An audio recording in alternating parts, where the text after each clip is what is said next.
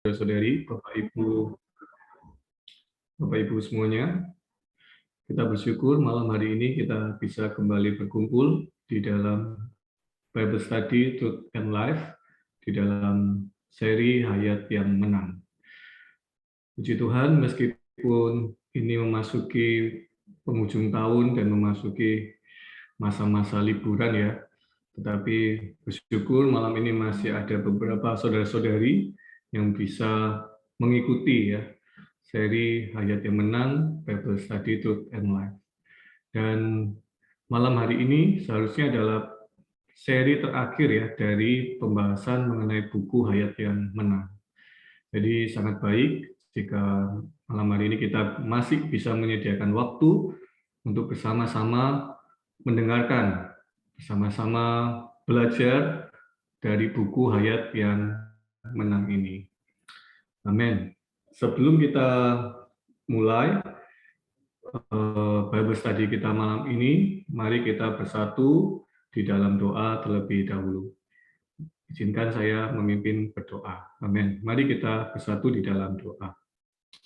Tuhan Yesus, terima kasih kepadamu Tuhan. Kami bersyukur Tuhan untuk setiap penjagaan, pemeliharaanmu buat kami semua. Hingga hari ini kami masih bisa datang kembali kepadamu. Kami masih bisa mendengarkan firman-Mu, dan kami masih bisa bersama-sama belajar dan disusun oleh firman-Mu. Tuhan, kami juga bersyukur malam hari ini kami bisa mendengarkan bagian terakhir dari seri buku Hayat yang Menang ini, Tuhan. Tuhan, kami tetap belajar miskin di dalam roh, kami membuka hati kami selebar-lebarnya, kami juga membuka telinga kami, Tuhan. Kami berdoa supaya setiap firman yang kami dengar tidaklah gugur, Tuhan. Melainkan firman ini benar-benar masuk ke dalam diri kami, menyusun, bahkan mengubah hidup kami. Oh Tuhan, bahkan kami menjadi orang yang ada respon, mempersembahkan diri kami kepada Tuhan. Tuhan juga berkati saudara kami yang akan membawakan firman, penuhi dengan perkataan-Mu. Tuhan Yesus, setiap perkataan yang Dia sampaikan, menyuplai kami, membangunkan kami, menerangi kami, mengubah kami. Oh Tuhan, kami juga berdoa untuk saudara-saudari, Bapak Ibu yang masih belum bergabung, Kau juga membawa mereka bisa segera bergabung bersama di dalam Bible Study malam hari ini. Terima kasih Tuhan, pimpin Bible Study malam ini dari awal, pertengahan hingga akhir. Kami mohon hadirat-Mu datang, memenuhi persekutuan malam hari ini. Terima kasih Tuhan, kami persembahkan diri kami kepada-Mu. Dalam nama-Mu kami sudah berdoa. Amin. Amin. Puji syukur pada Tuhan, saudara-saudari. Malam hari ini kita akan membahas satu topik ya, dari buku Hayat yang Menang, judul yang terakhir. Nah, tapi kita akan mengambil satu topik yaitu sebab kasih Kristus menguasai kami. Amin. Kiranya kasih Kristus malam ini juga menguasai kita. Amin. Dan kita ada satu respon ya kepada Tuhan ya. Amin. Baik. Diingatkan kembali bagi saudari yang belum merename Zoom-nya dengan format lokal atau asal lokal dari mana, lalu spasi namanya ya. Jadi misal Jakarta spasi nama, Surabaya spasi nama, dan seterusnya. Lalu jika ada pertanyaan boleh langsung ketik di kolom chat atau secara pribadi juga boleh chat ke saya atau ke saudara-saudara yang melayani. Demikian, mari kita persiapkan hati, catatan, telinga, dan roh kita untuk mendengarkan firman Tuhan. Kepada saudara Hansen dipersiapkan. Amin. Ya, terima kasih Saudara Hadi. Selamat malam saudara-saudari semua. Mari kita memasuki berita yang ke-11 dari buku Hayat yang Menang. Tetapi kita telah melewati 7 pertemuan sebelumnya, dan kita sekarang masuk ke dalam pertemuan yang ke-8. Ya. Baik, judul kita pada malam ini adalah Sebab Kasih Kristus Menguasai Kami. Amin. Ayat ini kita bisa baca di dalam 2 Korintus pasal 5 ayat 14 sampai 15 ya. Di sana dikatakan, sebab kasih Kristus yang menguasai kami, karena kami telah mengerti bahwa jika satu orang sudah mati untuk semua orang, maka mereka semua sudah mati. Dan Kristus telah mati untuk semua orang, supaya mereka yang hidup tidak lagi hidup untuk dirinya sendiri, tetapi untuk Dia yang telah mati dan telah dibangkitkan untuk mereka. Saudara-saudari, kita membahas mengenai hayat yang menang. Tetapi mari kita melihat bahwa hayat yang menang ini sekali lagi adalah hayat bukanlah satu benda yang mati, ya. Karena dia adalah hayat, dia adalah persona yang hidup. Dan hayat yang menang ini adalah diri Kristus itu sendiri. Hayat yang menang adalah Kristus itu yang tinggal di dalam kita. Karena itulah, ekspresi dari hayat yang menang ini kita bisa lihat dari kata kasih Kristus yang menguasai kami. Kemenangan Kristus bukan hanya kemenangan yang objektif di luar, sudah mengampuni dosa-dosa kita, sudah menang terhadap iblis, sudah menang terhadap dunia, tetapi kemenangan Kristus haruslah bisa kita alami sampai Kristus bisa menguasai hidup kita. Karena itu, hayat yang menang ini kita terima sewaktu kita menerima Kristus. Yaitu di dalam perkataan ini jelas dikatakan ya, bahwa Kristus telah mati untuk semua orang. Haleluya! Kristus telah mati untuk semua orang, termasuk kita. Yaitu supaya mereka yang hidup, ya, kita tidak binasa, kita beroleh hayat kekalnya, sehingga kita yang hidup sekarang ini tidak lagi hidup untuk diri kita sendiri, tetapi untuk Kristus yang telah mati dan dibangkitkan untuk mereka. Jadi kalau kita memberikan satu ringkasan, kematian Kristus itu mencakup juga diri kita. Ketika Kristus mati di kayu salib, segala hal yang negatif di dalam alam semesta telah ikut disalibkan, termasuk kita, manusia lama kita. Tapi kita bersyukur bahwa bukan hanya itu, Kristus juga telah bangkit. Kebangkitannya juga membawa kita bangkit bersama Dia di dalam ciptaan yang baru. Nah, di dalam proses inilah kematian dan kebangkitan Kristus, kita yang percaya, kita menerima hayat yang menang. Nah, mari kita melihat satu ayat lagi, yaitu di dalam Roma pasal 6 ayat 13. Ya, di sini juga dikatakan bahwa kita dahulu adalah orang-orang yang telah mati. Ya, sorry. Dahulu kita adalah orang-orang yang telah mati. Telah mati di mana? Telah mati di dalam dosa. Terbelenggu, dan nasib kita adalah kematian yang kekal. Jadi, Rasul Paulus menasihatkan kita, janganlah kamu menyerahkan anggota-anggota tubuhmu kepada dosa untuk dipakai sebagai senjata kelaliman. Tetapi serahkanlah dirimu kepada Allah sebagai orang-orang yang dahulu mati, tetapi yang sekarang hidup. Sekarang hidup. Mengapa kita bisa dikatakan sekarang hidup? Karena kita memiliki Kristus sebagai hayat yang menang.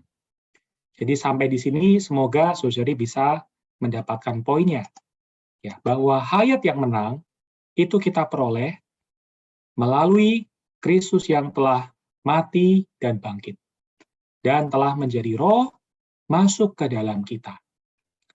Jadi kalau kita menyerahkan diri kita kepada Tuhan, menyerahkan diri kita untuk melayani Tuhan, itu bukan dikerjakan sebelum kita percaya kepada Tuhan Yesus. Kita menyerahkan diri kita atau mempersembahkan diri kita, anggota-anggota tubuh kita, adalah sejak kita menjadi orang yang percaya kepadanya. Orang yang menerima hayat yang menang itu. Jadi saudara-saudari, moga kita jelas ya, bahwa hayat yang menang, hayat yang berhuni di dalam kita, akan membuat kita bisa mempersembahkan diri kita. Hayat yang menang yang di dalam kita, yang bisa membuat kita punya kehidupan yang berbeda dari kehidupan kita yang dahulu. Kalau kita balik ya, kita adalah orang yang mau mempersembahkan diri kepada Tuhan. Dengan segala daya upaya kita mau menyenangkan diri Tuhan. Kita juga mau menyerahkan anggota-anggota tubuh kita untuk melayani Tuhan. Bahkan apa yang kita punya, harta kita, segala yang kita miliki, untuk kepentingan Tuhan. Tetapi, jika tidak ada hayat yang menang di dalam kita, tetaplah saudara-saudari, kita tidak dapat mengalami realitas kehidupan dari hayat yang menang. Karena apa? Karena yang kita persembahkan itu masihlah di bawah kuasa dosa. Kita masih berada di dalam kedudukan orang yang berdosa. Nah, puji Tuhan, semoga kedudukan ini boleh kita lihat dengan jelas ya. Nanti kita akan lihat lebih jelas.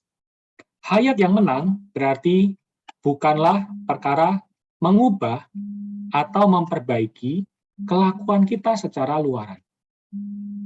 Hayat yang menang ini bukanlah perkara kita memperbaiki diri kita yang jatuh dan rusak.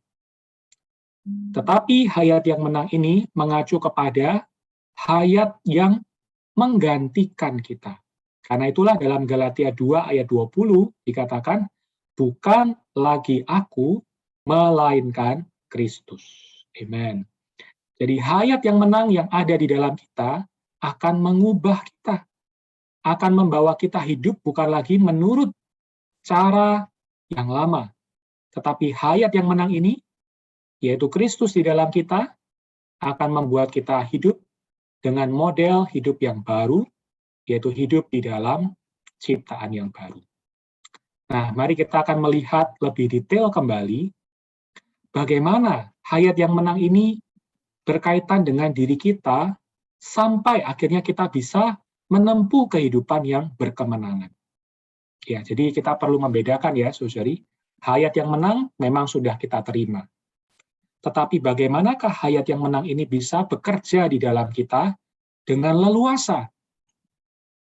Bagaimana hayat yang menang ini bisa dinyatakan? Ini adalah hal yang berbeda, saudari. Karena itu, poin pada malam ini adalah berita yang terakhir, yang juga adalah hal yang sangat penting, yang saudara kita sampaikan di dalam buku Hayat yang Menang, yaitu mengenai persembahan diri. Amin. Puji Tuhan. Mohon maaf, ada komentar, screen tidak terlihat. Apakah terlihat? Oh, baik. Terima kasih, saudara. Amin. Baik, saya lanjutkan ya, saudari. Persembahan diri kita ini adalah menjadi satu pos penting, ya. Bagaimana kita bisa mengalami hayat yang menang ini. Jadi dalam Roma pasal 12 ayat 1 sampai 2, Rasul Paulus berkata, ya, karena itu saudara-saudara, oleh kemurahan Allah, aku menasihatkan kamu supaya kamu mempersembahkan tubuhmu sebagai persembahan yang hidup, yang kudus, dan yang berkenan kepada Allah, itulah ibadahmu yang sejati. Saya sampai di sini dulu ya membacanya. Jadi ada perkataan mempersembahkan tubuhmu, yaitu mempersembahkan diri kita.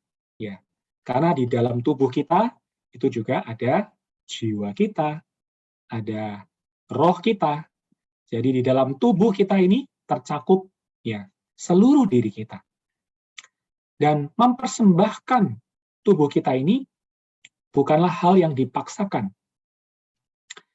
Rasul Paulus berkata, oleh kemurahan Allah aku menasihatkan kamu. Jadi Rasul Paulus pun juga tidak bisa memaksakan.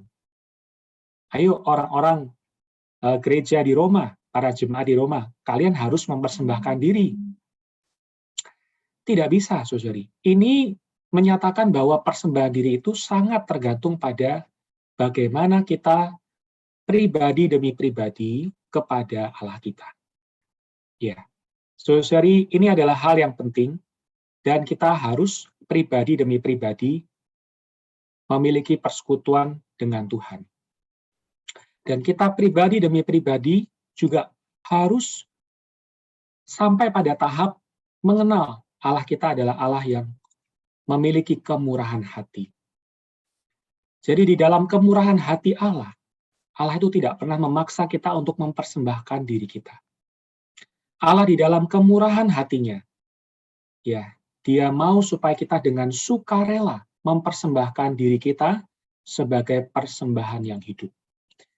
Jadi saudara-saudari, persembahan diri ini adalah suatu yang manis, suatu yang sangat indah, sangat diperkenan oleh Allah, dan ini menyangkut pada kerelaan kita pribadi demi pribadi. Ini pun juga bukan secara massal, ya. Misalkan ada satu ibadah secara bersama-sama, ya, sekelompok orang, ratusan orang, ya. Tetaplah persembahan diri itu adalah personal demi personal, ya. Tidak bisa diwakilkan. Saya persembahkan, ya, orang yang saya kasih. Ya, memang kita bisa mengatakan hal demikian. Tetapi bagaimana Tuhan bisa bekerja di atas diri orang itu? Kasih Kristus haruslah sampai menjamah dia. Kasih Kristus haruslah sampai menguasai dia. Kasih Kristus haruslah sampai mendesak dia mempersembahkan diri kepada Tuhan. Nah, karena itu, saudari, kita akan membahas mengenai kemurahan Allah ini. Ya, apakah kemurahan Allah ini terhadap kita? Mengapa Rasul Paulus sampai menasihati kita, menasihati orang-orang yang ada di Roma, orang Kristen yang ada di Roma, untuk mempersembahkan diri? Sekali lagi adalah oleh kemurahan Allah. Mari kita melihat bahwa oleh kemurahan Allah ini, kita harus tahu bahwa kondisi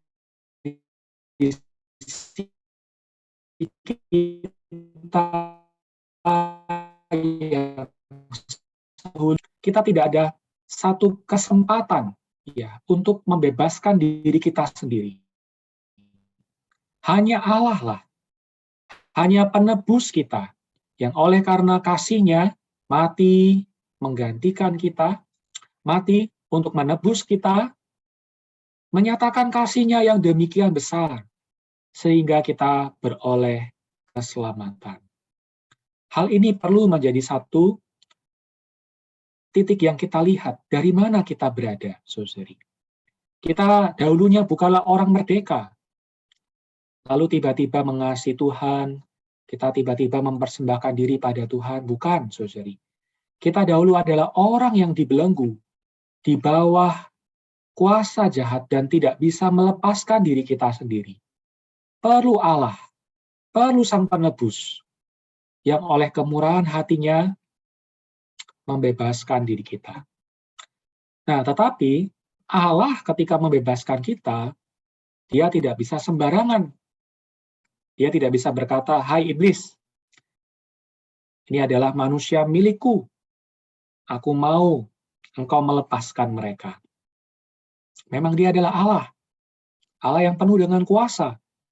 Tetapi Allah kita yang penuh kuasa ini, Dia melaksanakan penebusan ini dengan jalan yang sangat legal, ya, dengan dasar hukum, ya, karena Allah kita adalah Allah yang bertahta, ya, di atas keadil benaran.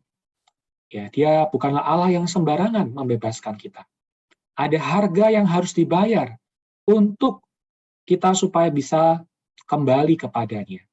Nah, karena itu, saudari, kita perlu melihat terlebih dulu dasar dari kita mempersembahkan diri. Dasar hukumnya, ya. Mengapa kita kok perlu mempersembahkan diri, bahkan selayaknya mempersembahkan diri? Haleluya, saudari, karena Tuhan telah membeli kita. Tuhan telah menebus kita. Ya, karena itu ada ayat di dalam 1 Korintus pasal 6 ayat 19 sampai 20. Mari kita di rumah kita masing-masing, kita boleh dengan lantang, ya, membaca ayat ini untuk diri kita, ya. Kita proklamirkan kepada iblis, dan kita juga proklamirkan dengan sukacita kepada Allah. Amen. 1, 2, 3. Bahwa kamu bukan milik kamu sendiri, sebab kamu telah dibeli, dan harganya telah lunas dibayar. Karena itu, muliakanlah Allah dengan tubuhmu. Amen. Oh, saudari, saya tidak tahu bagaimana perasaan Anda di rumah. Apakah Anda penuh dengan sukacita bahwa orang seperti kita, oh Allah membeli kita. Ya, suatu yang dibeli pasti mengeluarkan harga. Suatu yang dibeli pasti dianggap oleh pembeli itu adalah hal yang bernilai. Hal yang dia butuhkan. Pandangan Allah terhadap kita, kita sangatlah mustika. Ya, saudari, Allah membeli kita bukan mencicil, bukan dengan kredit, ya, tetapi dengan lunas. Ya, artinya dia tidak tanggung-tanggung. Ya, dia langsung melunasi pembayarannya. Oh, karena itu muliakanlah Allah dengan tubuhmu. Amen. Oh, saudari ya, ketika saya membaca ayat ini, kira-kira 20 tahun yang lalu, ya, ketika saya remaja, ayat ini sungguh membuat saya penuh dengan sukacita. Ya, hari itu saya menerima Tuhan, percaya dan dibaptis. 11 Februari 2001, ya. Jadi 20 tahun yang lalu ya, saudari, cukup lama. Dan ayat ini terngiang-ngiang pada diri saya sampai sekarang. Bahwa saya telah dibeli. Saya bukan lagi milik saya sendiri. Ini adalah dasar yang kokoh. Karena tidak mungkin ya, saudari, kita membeli sebuah barang di toko, ya. Lalu kita akan meninggalkannya di toko itu. Kita pasti akan membawanya pulang. Demikian juga dengan diri kita. Setelah kita dibeli, sudahlah sewajarnya kita berpindah tangan. Bukan lagi di tangan si jahat, tetapi di tangan. Karena itu muliakanlah Allah dengan tubuh. Amen. Nah, ini adalah dasar yang kokoh ya, saudari. Ini tidak bisa diganggu-gugat. Ya, sekali lagi kita adalah milik Allah. Kita telah lunas dibeli oleh darahnya. Amen. Nah, tetapi kalau kita berhenti hanya kepada aspek pembelian atau penebusan Kristus, sungguh, saudari, ini seperti halnya hubungan yang formal, ya, sangat formal. Kita dengan Tuhan itu sepertinya sangat formal. Ya. Tuhan telah membeli aku, puji Tuhan, ya. Aku milik Allah, ya. Seperti itu, ya. Seperti halnya hubungan yang formal. Saya sudah menjadi haknya milik Tuhan. Tetapi persembahan diri kita juga perlu kita lihat dalam Alkitab, ya, bahwa motivasi bagaimana kita mempersembahkan diri. Kalau tadi adalah dasar ya, kita mempersembahkan diri. Atau secara legal, secara hukum, kita mempersembahkan diri. Adalah karena Allah membeli kita. Tapi motivasi kita, bagaimana kita kok bisa sangat senang, ya, sangat penuh kerelaan, bisa mempersembahkan diri kita. Tidak ada satu paksaan, ya, tidak perlu menangis terseduh-seduh ya. Wah Tuhan, aku sekarang menjadi milik-Mu ya. Aku menangis ya. Tuhan, aku sepertinya ya tidak rela gitu ya mempersembahkan diri kepada Allah. Tidak, saudari. Persembahan diri kita ini dimotivasi oleh kasih Kristus. Sekali lagi oleh kasih Kristus. Amen. Nah, ayat ini adalah ayat yang kita tadi baca ya di awal, bahwa kasih Kristus menguasai kami. Menguasai kami. Ya, menguasai di sini dalam bahasa aslinya adalah dari segala sisi itu mendesak kita. Dari kanan, dari kiri, dari atas, dari bawah. Kasih Kristus itu seperti apa? Sungai yang sangat deras menguasai kita, menghanyutkan kita. Oh, puji Tuhan, saudari. Kalau seseorang betul-betul dikuasai oleh kasih Kristus, maka secara otomatis ya hati kita akan dengan sukarela mempersembahkan diri kita kepadanya.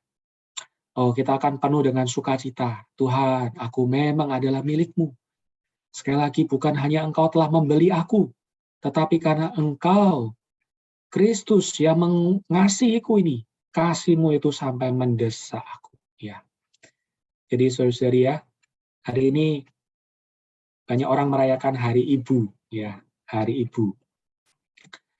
Apakah kita mengasihi atau melayani ibu kita ya? Itu karena paksaan ataukah karena kasih? Ya. Kalau kasih ibu itu menguasai kita, ya, kita akan dengan sukarela, ya, dengan sukacita akan melayani, menghormati, ya, menyenangkan hatinya.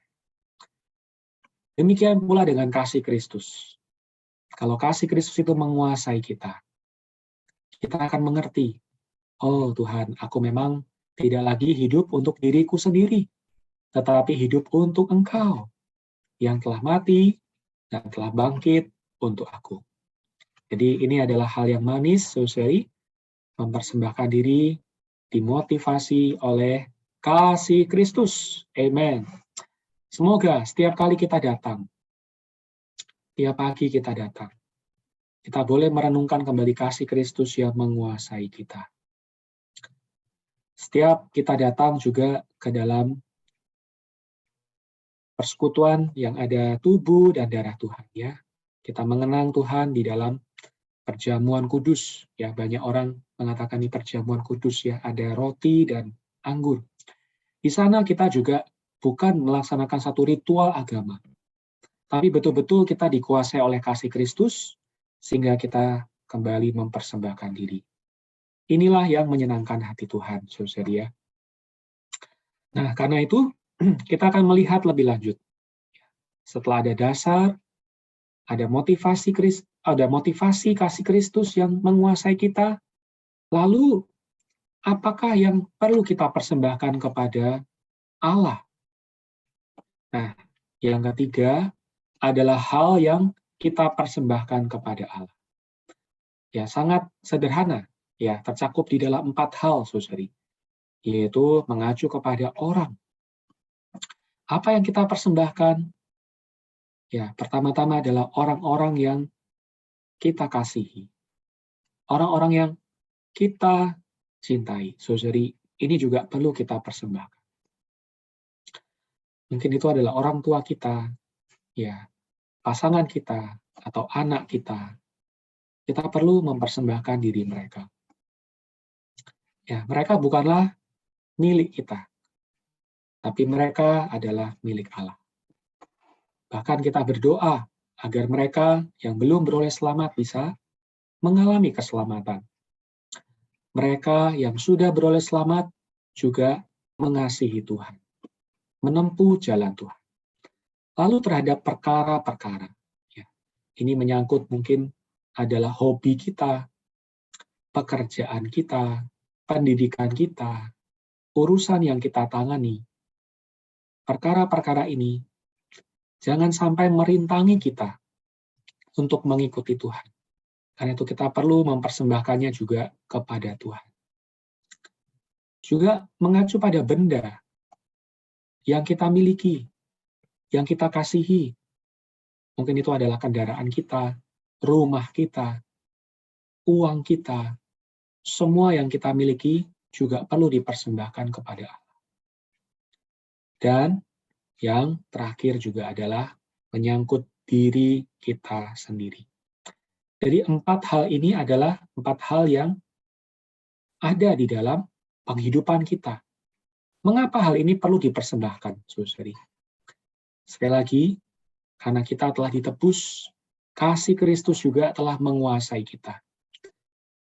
Jadi kalau kita balik ya, saudari ya, berapa tingkatnya ya persembahan diri kita juga tergantung kepada pengenalan kita akan penebusan Kristus dan juga terhadap kasih Kristus yang menguasai kita. Saya ambil contoh ya. Ada orang yang mungkin mempersembahkan ya hanya beberapa hal yang dia miliki ya. Karena dia merasa bahwa ya Tuhan hanya layak mendapatkan ini. Tapi kalau kita lihat seorang Maria yang mempersembahkan minyak narwastu murni yang mahal harganya. Mengapa tingkat persembahannya itu sampai dia mencurahkan apa yang dia miliki ya bagi Tuhan? Karena dia melihat kasih Tuhan, kemustikaan Tuhan jauh melampaui segala-galanya. Mengapa ya seorang janda miskin di dalam kisah Injil bisa mempersembahkan 2 peser uangnya yang terakhir untuk Tuhan, dimasukkan ke dalam kotak persembahan. Mengapa, saudari? Karena dia juga melihat kemustikaan Tuhan. Ya, mengapa banyak para martir yang rela menyerahkan nyawanya? Mungkin ada juga yang justru malah menyangkal imannya. Mengapa berbeda tingkatan orang-orang ini dalam mempersembahkan diri? Sekali lagi, bukan karena Kristusnya berbeda, tetapi pengenalan akan Kristus yang membawa orang demi orang berbeda. Anda, saya, kita semua juga punya hal-hal yang bisa kita persembahkan. Tetapi kiranya kita tidak seperti murid-murid Tuhan yang menganggap bahwa apa yang kita persembahkan adalah sebuah pemborosan. Ya, murid-murid Tuhan berkata, untuk apakah ya minyak narwastu yang mahal harganya ini diboroskan untuk Tuhan? Kalau dikatakan mengapa diboroskan, artinya Tuhan tidak layak menerima itu. Tetapi saudari, ada yang lebih ekstrim lagi. Bahkan Yudas malah menjual Tuhan dengan harga seorang budak. Artinya, di pandangan Yudas, Tuhan hanyalah senilai seorang budak yang dijual. Oh, saudara-saudari, pengenalan kita akan Kristus akan membuat kita sejauh mana mempersembahkan apa yang kita miliki kepada Tuhan. Karena itu sekali lagi, ini tidak bisa ikut-ikutan. Tidak bisa kita secara massal ya. Wah, dia mempersembahkan banyak. Saya mempersembahkan sedikit. Wah, saya malu. Tidak mengapa, saudari. Karena semakin kita mengenal Kristus, mungkin hari ini kita hanya mengenal Kristus hanya sedikit. Tetapi besok, lusa, melalui persekutuan kita dengan Tuhan, kita akan semakin dibawa mengenal Kristus lebih dalam, lebih maju, lebih unggul. Sehingga seperti Rasul Paulus mengatakan, segala sesuatu kuanggap rugi, karena pengenalanku akan Kristus Yesus Tuhanku jauh lebih mulia daripada segalanya. Ya, sedikit juga kisah di dalam Perjanjian Lama. Mengapa Abraham dan Lot sama-sama adalah orang yang keluar dari Ur Kasdim. Sama-sama dibebaskan dari dunia menjadi umat Allah. Tetapi Lot tidak pernah di dalam catatan Alkitab dia membangun sebuah mezbah, mempersembahkan sesuatu kepada Tuhan. Tidak pernah ya, saudari, dalam catatan Alkitab. Lot adalah orang yang mengikuti Abraham. Sangat baik. Kita mengikuti orang ketika percaya Tuhan, ya, mengikuti Tuhan, beribadah, mengikuti Tuhan dalam Zoom meeting ini, ya, mungkin kita adalah orang yang diajak oleh seseorang, sangat manis, ya, sangat penuh sukacita. Tetapi perjumpaan seseorang kepada Tuhan secara pribadi itu yang akan mengubah kehidupannya dan membuat dia punya mezbah, membuat seseorang itu punya persembahan diri. Ya, kalau kita lihat Abraham banyak sekali ya, pos demi pos, tempat demi tempat tercatat ya, ketika Allah berjumpa dengan dia, mewahyukan dirinya, Abraham membangun mezbah. Oh, saudara-saudari, sampai pada hari ini, seberapa jauhkah kita mengenal Tuhan? Itu menjadi satu tanda tanya yang kita perlu jawab secara pribadi di hadapan Tuhan. Karena itulah yang membuat kita sejauh itu juga mempersembahkan yang kita miliki kepada Tuhan. Abraham mempersembahkan sampai akhirnya dia juga mempersembahkan Ishak, ya, anak satu-satunya. Ya, karena dia mengenal Allah, Allah yang menyediakan. Nah, saudara-saudari, kita lihat Lot sebaliknya.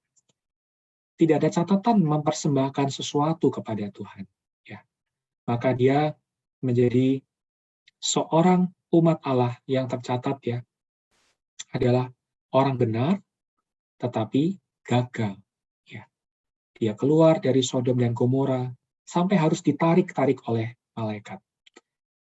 Dan akhirnya ya kisah hidupnya juga menyedihkan ya, melakukan hubungan yang sumbang dengan kedua putrinya, melahirkan keturunan yang dikutuk oleh Allah. Saudara-saudari, hari ini prinsipnya juga sama. Marilah kita membangun satu hubungan yang pribadi dengan Tuhan, sampai akhirnya kita mengenal Tuhan kita itu siapa buat kita sendiri, masing-masing. Bukan dari kata orang tua kita, oh Tuhan seperti itu. Atau dari orang-orang yang mengajak kita, oh Tuhan itu seperti itu. Tapi pribadi demi pribadi kita perlu punya perjumpaan dengan Tuhan, persekutuan yang intim dengan Tuhan, sampai akhirnya itu menjadi satu persembahan diri kepada Tuhan. Jadi kalau kita sedikit merangkum ya, saudari, persembahan diri ini adalah hasil yang manis. Ya, ketika kita mengenal Kristus sudah menebus kita. Amen. Dan yang kedua, persembahan diri adalah hasil dari kita didesak oleh kasih Kristus. Amen ya. Puji Tuhan, saudari, semoga kita boleh memasuki ini di dalam pengalaman kita hari demi hari. Dulu mungkin kita pernah mempersembahkan diri, tapi hari ini kita boleh kembali memperbarui persembahan diri kita. Baik orang di sekitar kita, perkara, benda, maupun juga diri kita sendiri. Amen. Puji Tuhan. Nah, kita sampai kepada penghujung, yaitu apa hasilnya dari kita mempersembahkan diri? Hasil dari mempersembahkan diri ini ada dua hal, saudari.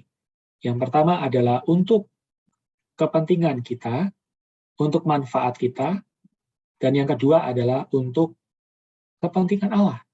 Jadi ada dua hal ya, yang sangat penting dari hasil kita mempersembahkan diri. Yang pertama, di dalam Roma pasal 6 ayat 19, ya dikatakan, saya bacakan, aku mengatakan hal ini secara manusia karena kelemahan kamu. Sebab sama seperti kamu telah menyerahkan anggota-anggota tubuhmu menjadi hamba kecemaran dan kedurhakaan yang membawa kamu kepada kedurhakaan, demikian hal kamu sekarang harus menyerahkan anggota-anggota tubuhmu menjadi hamba kebenaran yang membawa kamu kepada pengudusan. Amen. Jadi hasil dari kita mempersembahkan diri kita adalah membawa kita kepada pengudusan. Semakin kita menyerahkan diri kita, semakin kita akan dipenuhi dengan kekudusan Allah. Kekudusan ini, proses dari kita semakin dikuduskan ini bukanlah kita menjadi orang yang antik ya, tetapi adalah orang yang semakin disusun dengan sifat Allah. Di dalam buku Hayat yang Menang itu ada satu contoh yang sangat baik ya, saudari, yaitu ketika seorang berada di kereta ya, ada sekelompok orang yang mengajaknya untuk bermain kartu bersama ya, karena orangnya kurang ya. Nah, tetapi saudara ini dia mengatakan, saya sudah tidak mempunyai tangan. Tangan saya adalah milik seseorang ya. Jadi saya tidak bisa bermain dengan Anda. Nah, saudari, tangan kita, mata kita, kaki kita milik siapa? Ini kembali lagi ya ke dasar ya, ke dasar persembahan diri kita, yaitu sudah dibeli oleh Allah. Sebelum kita scroll ya gadget kita ya, sebelum kita mau buka, sebelum kita mau melihat isi berbagai macam sosmed ya, yang kita punya sebelum kita mau membuka, kita mau swipe ya ke berbagai macam fitur yang ada. Kita perlu menyadari, Tuhan, tanganku, mataku, semuanya bukan milikku sendiri. Ya, aku adalah milik Allah. Amen. Nah, ini perlu latihan kita setiap hari, saudari. Pernahkah saya gagal? Pernah, saudari. Ya, terus-menerus kita ada di dalam proses. Ya, Abraham pernahkah gagal? Ya, dia gagal. Dia bahkan pernah ya melakukan hal yang penuh dengan daging. Ya, dia pernah mau menjual istrinya demi perutnya. Dia juga pernah ingin melaksanakan perintah Allah, yaitu menghasilkan keturunan, dengan cara dagingnya sendiri. Ya, sampai akhirnya Allah tidak berbicara kepadanya selama 13 tahun. Kegagalan ada, saudara, di dalam kehidupan kita. Tetapi ketika kita kembali lagi kepada Allah, berbalik kepadanya, mempersembahkan dirinya, mempersembahkan diri kita kepadanya, membangun mezbah, oh puji Tuhan ya, di sana kita memperbarui kembali persembahan diri kita, dan Allah punya kesempatan untuk menguduskan kita lagi. Amin. Ya, ini adalah hal yang pertama, hasil dari kita mempersembahkan diri. Lalu yang kedua, saudari, saya tidak bacakan seluruhnya, tapi saya langsung pada kalimat yang berwarna kuning yang dikatakan hasil dari persembahan diri kita ini adalah kita bisa membedakan manakah kehendak Allah.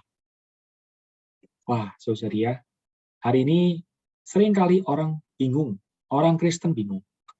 Apakah ini kehendak Allah atau kehendakku sendiri?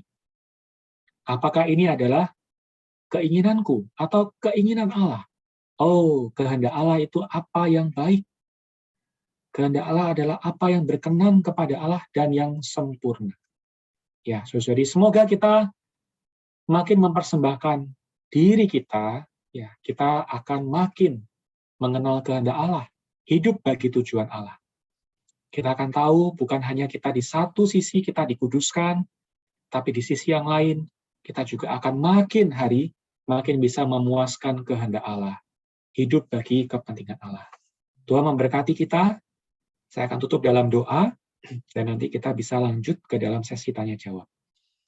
Amin. Tuhan, terima kasih padamu. Kami bersyukur karena Engkau ingin membawa kami ke dalam tahap persembahan diri. Terima kasih untuk hayat Kristus, hayat yang menang yang sudah berhuni di dalam kami, Tuhan. Oh Tuhan, oleh hayat inilah kami bisa menempuh hidup yang berkemenangan. Tetapi kami perlu bekerja sama dengan-Mu, yaitu di dalam hal mempersembahkan diri. Tuhan, kami mau seperti halnya Abraham. Tuhan, seringkali Tuhan kami berjumpa dengan Tuhan, setiap kali kami membangun kehidupan mezbah, kehidupan yang dalam persekutuan dengan Tuhan. Tuhan, kami mau bahwa kami maju, sehingga kami, Tuhan, boleh mempersembahkan apa yang kami miliki, seluruh yang kami punya, karena Tuhan memang layak untuk mendapatkannya. Bahwa kami maju ke dalam pengenalan yang lebih dalam terhadap Kristus, terhadap Tuhan yang kami kasihi. Tuhan, angkatlah selubung kami, buka mata batin kami, sehingga mengenal siapa Dikau ya Tuhan. Sehingga kami dengan sukacita, dengan kasih Kristus yang menguasai kami mempersembahkan diri kami dan apa yang kami punya. Supaya kami boleh hidup di dalam pengudusan dan hidup bagi kehendak kekal. Terpujilah nama-Mu ya Tuhan. Amin. Puji Tuhan. Saya kembalikan lagi kepada Saudara Hadi.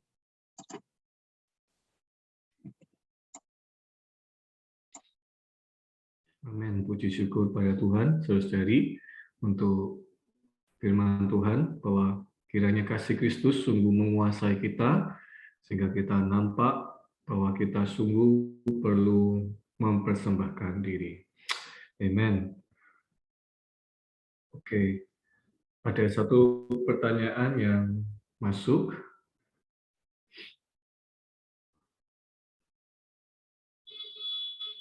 Ya, saya bacakan pertanyaannya. kita punya kehendak bebas. Apakah jika kita memilih yang baik, sudah pasti sesuai dengan kehendak Allah? Ya. Jadi saya diulangi, kita punya kehendak bebas. Apakah jika kita memilih yang baik, sudah pasti sesuai dengan kehendak Allah? Amin. Ya, baik. Terima kasih untuk pertanyaannya. Jadi, kita betul punya kehendak bebas ya, saudara.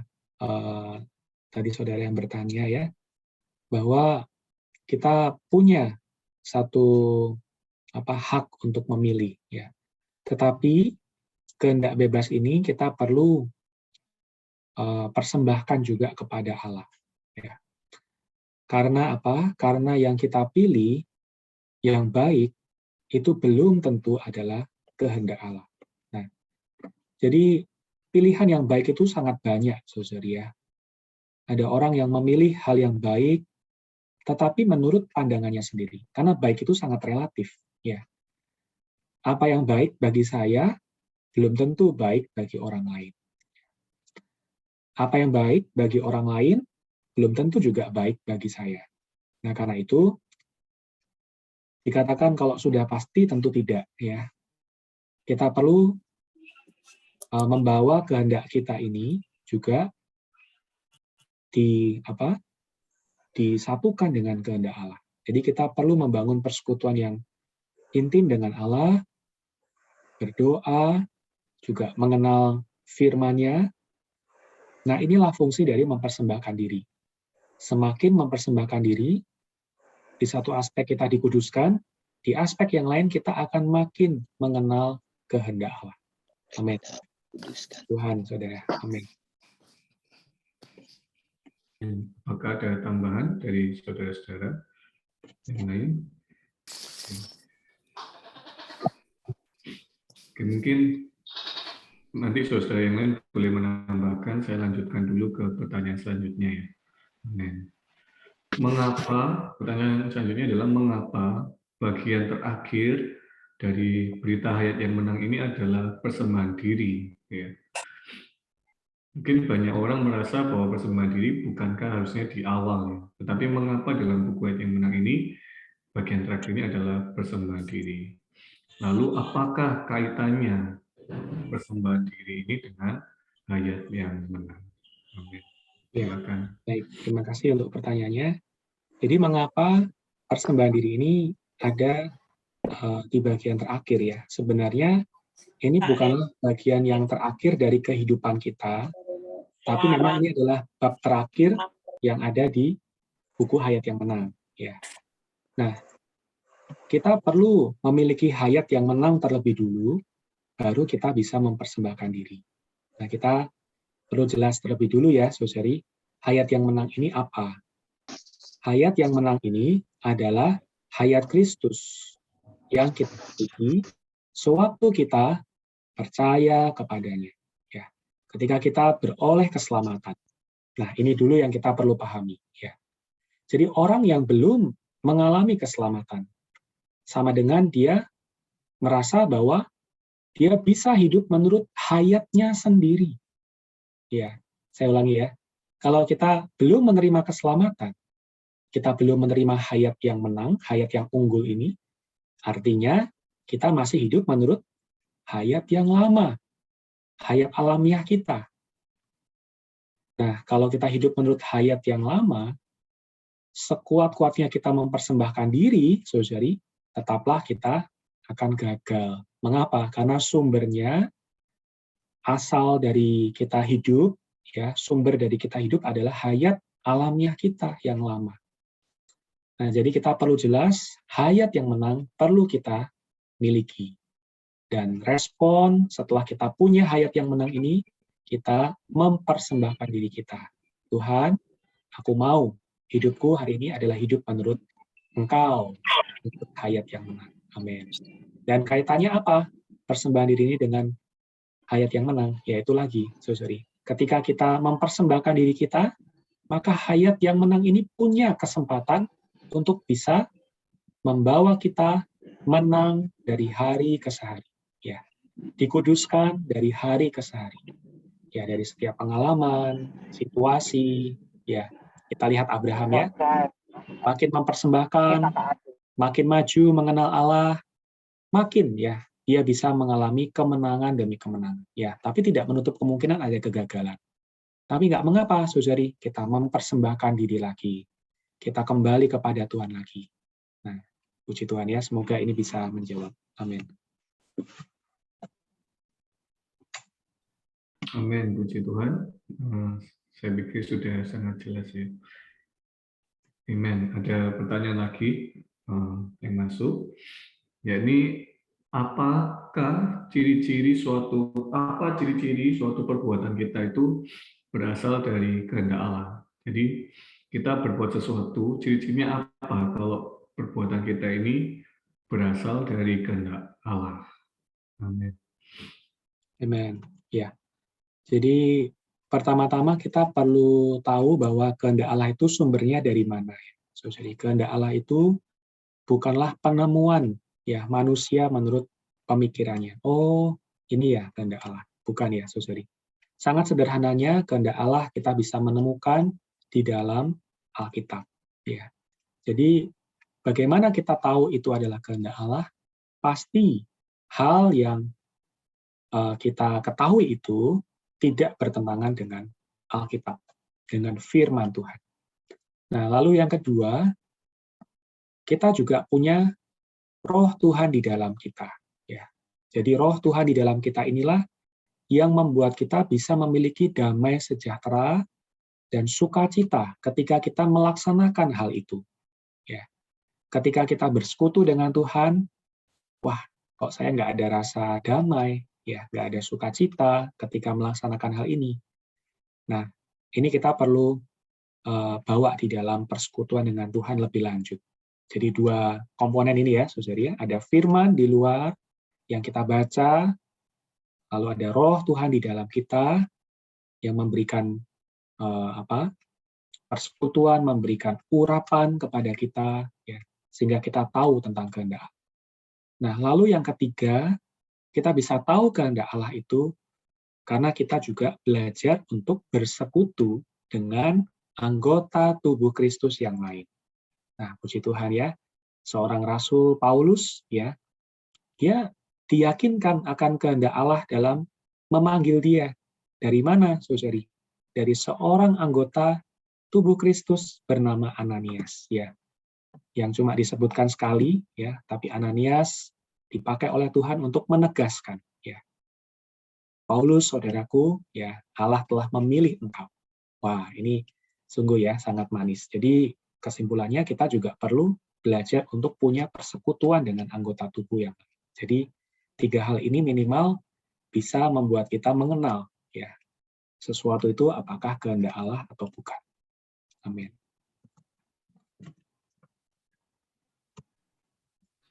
Amin, puji Tuhan. Ya, kita perlu firman, kita perlu tinggal di dalam roh, dan kita perlu saudara-saudari di dalam tubuh ya. Amin. Maka kita akan dibawa mengenal kehendak Allah. Amin. Kita masih ada sedikit waktu, saudara-saudari atau Bapak Ibu, jika ada yang ingin bertanya juga masih dibuka ya. Amin.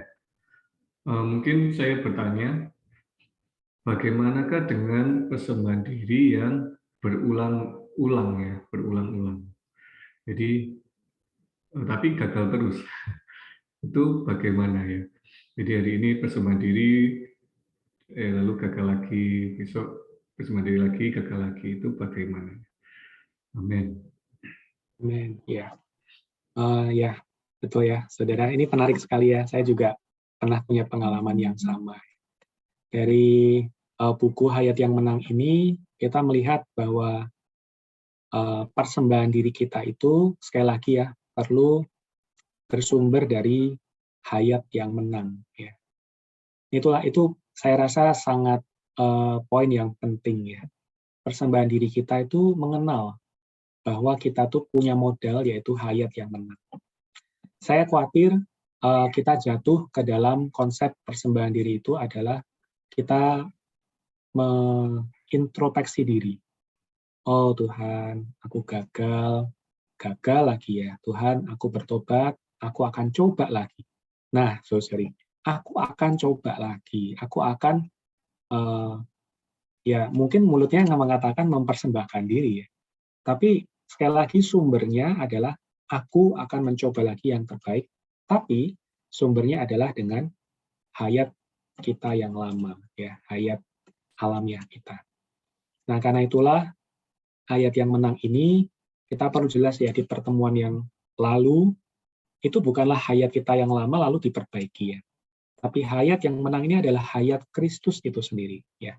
Kita perlu sadar ya bahwa kita ini tidak bisa memuaskan diri Allah. Kita perlu kembali ke dalam persekutuan dengan Tuhan ya.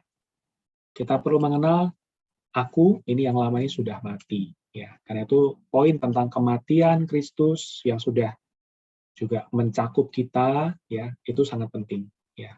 Lalu kita perlu nampak bahwa hayat Kristuslah yang perlu menjadi sumber kita ya. Ya, ini kalau kita ulang lagi ke pembahasan yang lalu sangat panjang ya. Jadi bisa buka rekamannya lagi pertemuan yang lalu. Jadi saya secara ringkas adalah persembahan diri kita didasarkan kepada hayat yang menang yang kita miliki ya, bukan untuk memperbaiki diri kita yang lama. Amin. Ya, semoga ini bisa membantu. Amin. Amin, puji Tuhan. Jadi memang di Roma 12 ayat 1 ya, kalau nggak salah di situ dikatakan tadi oleh kemurahan Allah ya, betul ya, oleh kemurahan Allah. Kalau bahasa Inggrisnya itu God compassion. Nah itu compassion-nya itu jamak, ada S-nya ya, compassions. Jadi kemurahan Allahnya bukan sekali, tapi berkali-kali. Nah, oleh kemurahan Allah itulah ya kita mempersembahkan diri ya, berarti ya. Bukan karena kita coba, kita berusaha sesuatu ya, berarti ya. Tapi karena kemurahan Allah ya. Amin. Ini menyambung pertanyaan tadi, ada juga yang bertanya ya, bagaimana lalu dengan tekad kita sebagai manusia baru? Begitu.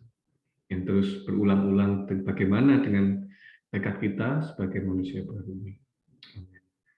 Amen. Ya, saya coba bantu menjawab. Tekad kita sebagai manusia baru ya. Mungkin ini artinya adalah kita ini punya satu komitmen gitu ya. Sebagai orang yang telah diselamatkan, lalu kita melaksanakan kehendak Allah. Mungkin apakah demikian gitu ya? Atau mungkin mau diperjelas lagi juga boleh ya. Bagaimana dengan tekad kita sebagai manusia baru ya? Jadi memang tekad ini juga pernah dibahas oleh Rasul Paulus ya di dalam Roma pasal 7 ya. Yaitu menghendaki, aku menghendaki ya. Roma pasal 7 itu sangat jelas mengatakan tentang tekad ya. Menghendaki yang baik yang aku perbuat, nah tetapi hasilnya yang jahat yang aku perbuat ya. Jadi tekad kita pun perlu ya didasarkan kepada satu fakta bahwa kita ini tidak mampu ya. Kita perlu bersandar kepada Kristus ya. Jadi tekad memang sangat baik ya. Rasul Paulus itu mencoba ya. Ini memang orang dunia pun juga sangat mengagungkan mengenai tekad ya. Tapi sekali lagi tekad kita pun tidak akan berguna ya jika itu bersumber dari kekuatan kita sendiri ya.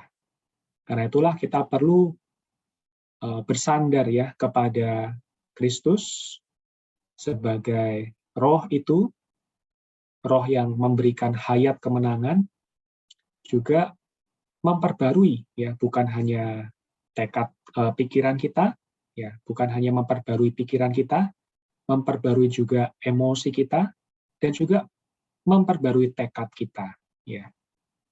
Jadi tekad Rasul Paulus ya ketika di Roma 7 itu penuh dengan kegagalan ya. Tetapi di dalam Roma pasal 8, ya kita lihat dia penuh dengan pengalaman kemenangan. Ya, mengapa? Karena sekali lagi sumbernya adalah dipimpin oleh hayat Kristus yang menang. Ya, jadi sekali lagi kita perlu tinggal dalam persekutuan dengan Tuhan. Ya, ini menjadi kuncinya. Amin. Semoga ini bisa membantu. Amin. Saudara Irfan mau coba melengkapi? Amin. Oke, ya puji Tuhan. Ya, tadi saya ada di chat sempat kasih beberapa referensi ya mengenai mempersembahkan diri. Dari Yasperin ada namanya konsekrasi ya. Ini buku yang sangat baik menceritakan mengenai persembahan diri ya. Jadi kalau misalkan bicara mengenai persembahan diri di dalam perjanjian lama itu sama dengan imam yang ditahbiskan ya. Artinya dia membiarkan dirinya itu diisi penuh ya, kedua tangannya terisi dengan penuh ya. Jadi tadi ya konsekrasi kalau berulang-ulang bagaimana ya, memang harus berulang-ulang ya, terus menerus sehingga kita mengizinkan Tuhan untuk mengisi kita dengan penuh ya. Jadi perkara konsekrasi adalah perkara yang harus terus menerus diperbarui lagi dan lagi ya, sehingga Allah bisa ada jalan untuk mengisi kita dengan penuh begitu ya. Lalu perkara mengenai manusia baru ya. Jadi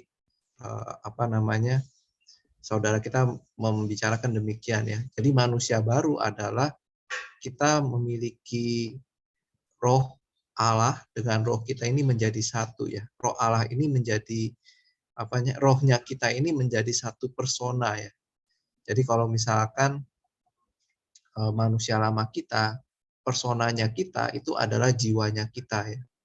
Tapi kalau manusia baru, personanya ini adalah roh Allah dengan roh kita berbaur jadi satu ya. Jadi personanya adalah roh itu. Roh itulah yang menjadi pengendali ya. Jadi tadi bagaimana dengan tekad kita sebagai manusia baru, artinya tekad kita ini ditundukkan oleh roh itu sehingga yang tertampil adalah tekad yang berasal daripada roh itu ya, tekad yang berasal daripada Tuhan. Bagaimana kita tunduk di bawah pimpinannya Dia, apa yang Dia katakan, yang Dia inginkan, yang Dia kehendaki tadi ya. Jadi tekadnya kita ini menjadi satu dengan Allah ya. Jadi di dalam manusia baru bisa dikatakan jiwanya kita ini hanya menjadi sarana ya, supaya dipenuhi oleh roh, dan roh itu yang menjadi personanya. Jadi bisa dikatakan pikirannya kita pikirannya Kristus, emosinya kita emosinya Kristus, tekadnya kita juga tekadnya Kristus ya. Bahkan ada yang kata mungkin dalam kita menempuh kehidupan ini ya, beberapa waktu yang lalu ada penderitaan mungkin ya, ketika kita mau melakukan sesuatu apalagi yang rohani, kadang-kadang mungkin diejek dan sebagainya. Tuhan berikan kita tekad untuk menderita ya. Ya, jadi demikian ya. Jadi manusia baru ini tekadnya ini dikendalikan oleh roh itu ya. Amin. Puji Tuhan. Amen. Amin. Puji Tuhan. Baik, kita mungkin masih boleh satu pertanyaan lagi jika ada. Kalau tidak ada, kita akan masuk ke dalam pengumuman, lalu kita tutup PSTL kita malam hari ini.